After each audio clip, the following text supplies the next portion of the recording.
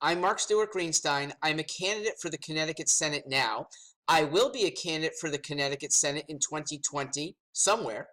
And I am every month in between a fierceful advocate for individualism, for less government, and now for opposing the Marxists, the leftist wing that I will call the Josh Elliott wing. They have grown in the General Assembly. They want to take over more and more aspects of our business lives, our personal lives, our education. They will bankrupt us. They need to be stopped. A Josh Elliott wing ascendancy means no decent-sized business wants to come to Connecticut. Indeed, no business will cite a division here, lest it come under the guns held by the radical left. I do not use the word guns hyperbolically, because government is force. The leftists have these whimsical, oh, it's so nice. But if somebody resists, a business owner says, I don't want to pay your confiscatory scheme, who shows up? Henchmen with guns. That is the end of the leftist agenda. Okay? That's what they want. Leftists, along the way, want to pay people who don't want to work. In the process, they increase taxes on us who do work, who have worked maybe harder, planned well, saved some of our earnings.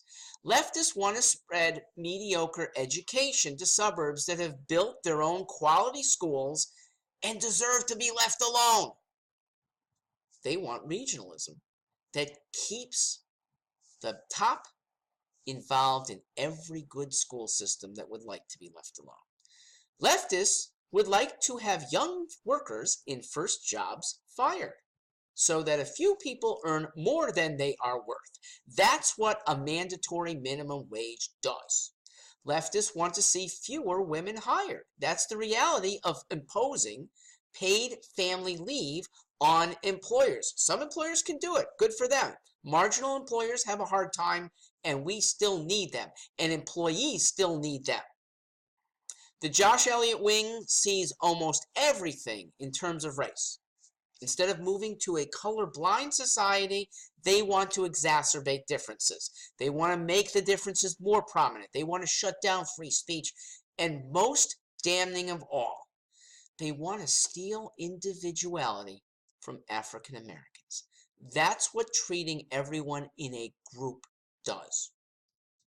Leftists want to enforce the Marxist mantra of paying everyone according to their needs, instead of according to how well they help their employer.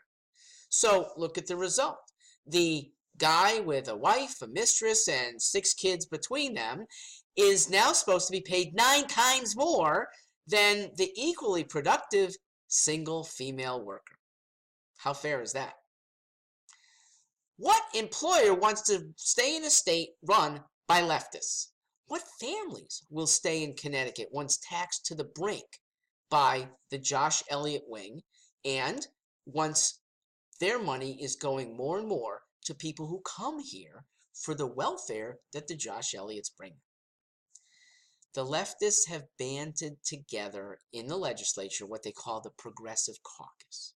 In actuality, it's regressive. Assemblyman Elliott, he's a talented speaker, he's a tireless worker, and unfortunately, a wayward leftist.